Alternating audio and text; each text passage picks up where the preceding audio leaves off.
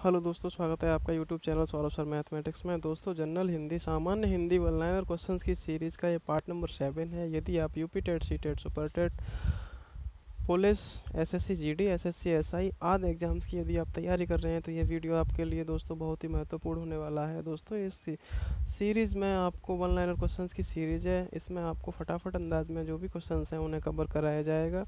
और वीडियो को स्किप ना करें, वीडियो को पूरा देखें, जिससे कि आपसे कोई क्वेश्चन ना रहे। इसमें सारे क्वेश्चंस एग्जाम से आए हुए हैं और आगे आने की प्रबल संभावना बनी हुई है। तो दोस्तों, वीडियो को स्टार्ट करते हैं बिना ब्रेक के। पवन का सही संधि विच्छेद है, तो पवन का सही संधि विच्छेद प धन अन होता है। अगला प्रश्न है, उत धन हार के योग से कौन सा शब्द बनेगा? तो उत धन हार मिलाकर देखेंगे तो दोस्तों उद्धार शब्द बनेगा। इससे अगला प्रश्न है, पर्यावरण का सही संधि विच्छेद है, तो पर्यावरण का सही संधि विच्छेद क्या होता है? पर धन आवरण। पर मीन्स चारों ओर से, आवरण मीन्स होता है घेरा हुआ। इसका भी चलो आपको मतलब पता चल गया। अगले प्रश्न की तरफ चलते हैं दोस्तों। प्रश्न संख्या है 4, अनुनासिक का संबंध किससे है? देखो, अनुनासिक यानी नाक और मुंह दोनों से अनुनासिक का संबंध होता है। अगला प्रश्न है, अनुनासिक व्यंजन कौन से होते हैं? तो अनुनासिक व्यंजन वर्ग के पंचमाक्षर होते हैं। ठीक है। अगला प्रश्न है, जो पहले कभी न हुआ हो उसे क्या कहते हैं? तो जो पहले कभी न हुआ हो उसे अभूतपूर्व कहते हैं। अगला प्रश्न है, जो कहा न जा सके उसे क्या कहते हैं? तो जो कहा न जा सके उसे अकथनीय कहते हैं। इससे अगला प्रश्न है, समय की दृष्टि से अनुकूल हो उसे क्या कहते हैं? तो समयानुकूल कहते हैं। इससे अगला प्रश्न है, जो सब कुछ जानता है उससे कुछ नहीं रहता, जो सब सर्वज्ञ होता है उसे सर्वज्ञ ही कहते हैं, जो सब कुछ जानने वाला होता है उसे। इससे अगला प्रश्न है, जिसकी गर्दन सुंदर हो उसे क्या कहते हैं? तो सुंदर है तो सो हो गया, गर्दन है तो ग्रीवा हो गया, तो सुग्रीव को कहते हैं जिसकी गर्दन सुंदर हो। अगला प्रश्न है, पुरुष एवं स्त्री का जोड़ा क्या कहलाता है? तो पुरुष और स्त्री का जोड़ा दंपत्ति कहलाता है। इससे अगला प्रश्न है, कार्य को नए ढंग से करने की पद्धति क्या कहलाती है? तो कार्य को नए ढंग से करने की पद्धति को नवीनीकरण कहते हैं। आगे है प्रश्न, जंगल में लगने वाली आग को क्या कहते हैं? बहुत ही महत्वपूर्ण प्रश्न है। जंगल में लगने वाली आग को दावानल कहते हैं। जल में लगने वाली आग को बड़वानल कहते हैं। क्या कहते हैं? बड़वानल। और पेट में लगने वाली आग को जठरानल कहते हैं। ये याद रखिएगा, 3 तरह की आग लगती हैं। एक दावानल होती है, वो जंगल में लगती है। दूसरी बड़वानल होती है, वो पानी में लगती है। और तीसरी जठरानल होती है, वह जठर ग्रंथियों में लगती है, यानी पेट के अंदर लगने वाली आग को जठरानल कहते हैं या जठराग्नि कहते हैं। अगला प्रश्न है, प्रश्नादि के उत्तर की उपेक्षा करने वाला उत्तरापेक्षी कहलाता है। अगला प्रश्न है, ज्येष्ठ का विलोम शब्द है, तो ज्येष्ठ का विलोम कनिष्ठ होता है। अगला प्रश्न आप चलते हैं प्रश्न संख्या 16 की तरफ। गमन का विलोम शब्द है, तो गमन यानी जाने वाला, तो इसका विलोम आगमन यानी आने वाला। अगला प्रश्न है, अवनी का विलोम शब्द क्या होगा? तो अवनी का विलोम शब्द अंबर होगा। इससे अगला प्रश्न है, हेय का विलोम शब्द है, तो हेय का विलोम शब्द क्या होता है? तो ग्राह्य हेय का विलोम शब्द होता है। अगले प्रश्न की तरफ चलते हैं। श्री गणेश का विलोम शब्द है, तो श्री गणेश का विलोम शब्द इतिश्री होता है। श्री गणेश मीन्स किसी को आरंभ करना, और इतिश्री मीन्स किसी का समापन करना होता है। अगला प्रश्न है, अथ का विलोम शब्द है, अथ का विलोम शब्द इति होता है। अगले प्रश्न की तरफ चलते हैं। अमृत का विलोम शब्द है, तो अमृत का विलोम शब्द विष होता है। अगला प्रश्न है, भाषा शब्द संस्कृत के किस धातु से बना है। ये भाषा में गलत लिख गया है। ये भाषा इस तरह से लिखा जाएगा।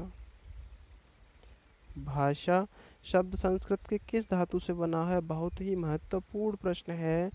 सुपर टेट में आने वाला प्रश्न है, यूपी टेट में भी पूछा जाता है। तो भाषा शब्द जो है भाष धातु से बना हुआ है। इससे अगला प्रश्न है, तरुण का विपरीतार्थक शब्द बताइए। तरुण का विपरीतार्थक शब्द वृद्ध होता है। इससे अगला प्रश्न है, इनमें से कौन सी विपरीतार्थक शब्द पतझड़ का अर्थ है? तो पतझड़ यानी पत्तों का झड़ने वाली मौसम होता है, और पत्ते कब निकलना स्टार्ट होते हैं तो उस ऋतु को हम बसंत ऋतु कहते हैं। तो इसका अर्थ हो गया बसंत। अगला प्रश्न है, गिरीश में कौन सी संधि है? गिर धन ईस हो जाएगा, तो इसमें दीर्घ संधि समाहित होगी। इससे अगला प्रश्न है, सिर तोड़ में कौन सा समास है? तो कर्म तत्पुरुष समास है। सिर को तोड़ने वाला कर्ता ने कर्म को, तो कर्म तत्पुरुष समास हो गया। अगला प्रश्न है, महात्मा में कौन सा समास है? तो महात्मा में कर्मधारय समास होता है। क्वेश्चन संख्या 28 दोस्तों लैप्स हो गया है यहाँ से, कोई बात नहीं, अगले प्रश्न पर चलते हैं। अर्थालंकार के कितने भेद होते हैं? तो अर्थालंकार के 12 भेद होते हैं। अलंकार दो प्रकार के होते हैं, शब्दालंकार और अर्थालंकार, उन्हें अच्छी तरह से ध्यान रखिएगा। अगला प्रश्न है, जिन शब्दों के अंत में अ आता है उन्हें क्या कहते हैं? अकारांत कहते हैं। अगला प्रश्न है, पुरोहित में उपसर्ग है पुरह धन हित, दोनों को मिलकर बनता है पुरोहित, और इसमें उपसर्ग हो जाएगा पुरह। अगला प्रश्न की तरफ चलते हैं। अवनत शब्द में प्रयुक्त उपसर्ग है, तो अवनत शब्द में प्रयुक्त उपसर्ग नत अवनत, तो अब उपसर्ग प्रयुक्त होगा। इससे अगला प्रश्न है, सावधानी शब्द में प्रयुक्त प्रत्यय है, तो सावधानी शब्द में प्रयुक्त प्रत्यय ई होता है, सावधान का सावधानी हो जाता है। अगला प्रश्न, शिव का विशेषण क्या है? तो शिव का विशेषण शैव होता है। इससे अगला प्रश्न है, भूतकाल के कितने भेद हैं? तो भूतकाल के 6 भेद होते हैं। अगला प्रश्न, अपादान कारक की विभक्ति क्या होती है? तो अपादान कारक की विभक्ति होती है से, और वो भी अलग होने के संबंध में होती है। कोई चीज़ किसी से अलग हो रही है, जैसे वृक्ष से पत्ते गिरते हैं, तो उसमें अपादान कारक होता है। अगला प्रश्न है, यथार्थ में कौन सी संधि है? तो यथार्थ में दीर्घ संधि होती है। इससे अगला प्रश्न है, मतैक्य में कौन सी संधि है? तो मत धन ऐक्य, तो वृद्धि संधि है। इससे अगला प्रश्न है, हिंदी किस भाषा परिवार की भाषा है? तो भारोपीय भाषा परिवार की भाषा है। अगला प्रश्न है, हिंदी भाषा का जन्म हुआ, तो हिंदी अपभ्रंश से हिंदी भाषा का जन्म हुआ था। इससे अगला प्रश्न है, जाके पाँव न फटे विवाही सो क्या जाने पीर पराई, का अर्थ क्या है? कि जिसके ऊपर बीतती है वही जानता है। इससे अगले प्रश्न की तरफ चलते हैं। जिस दूल्हा तन बानी बारात का अर्थ है, जस दूल्हा तस बनी बारात का अर्थ सभी साथी एक जैसे होना। अगला प्रश्न है, बेइंसाफी में प्रयुक्त उपसर्ग है, तो इंसाफी और बेइंसाफी अलग अलग अर्थ हो गया, तो बे इसका उपसर्ग होगा। हमेशा याद रखें कि उपसर्ग शब्द में आगे जुड़ने वाला अक्षर है, और प्रत्यय शब्द में पीछे जुड़ने वाला अक्षर होता है, और उससे कि एक हमारा अर्थपूर्ण शब्द दोबारा से बनना चाहिए। अगला प्रश्न है, बहाव शब्द में प्रयुक्त प्रत्यय कौन सा है? तो बहाव शब्द में प्रयुक्त प्रत्यय आव शब्द होता है। इससे अगला प्रश्न है, पुरोहित में उपसर्ग है, तो पुरोहित में पुरह उपसर्ग है। अगला प्रश्न है, निर्वाह में प्रयुक्त उपसर्ग है, तो निर्वाह में निर प्रयुक्त उपसर्ग है। इससे अगला प्रश्न है, चिरायु शब्द में प्रयुक्त उपसर्ग है, चिरायु शब्द में चिर प्रयुक्त उपसर्ग होता है। अगला प्रश्न है, पवित्र में प्रयुक्त संधि का नाम है, तो अयाद संधि पवित्र में होती है। अगला प्रश्न है, उसने कहा कि मैं घर जाऊंगा वाक्य है, मिश्र वाक्य है।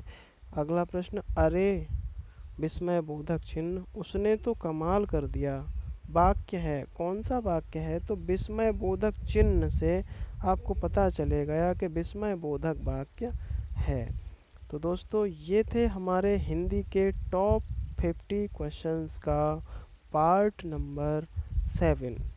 दोस्तों इस वीडियो को बहुत ही महत्वपूर्ण वीडियो है, यदि आपने एक बार में सही ना देखा हो तो इसको दोबारा देखिएगा। इससे बहुत सारे क्वेश्चंस परीक्षाओं में पूछे जाते हैं।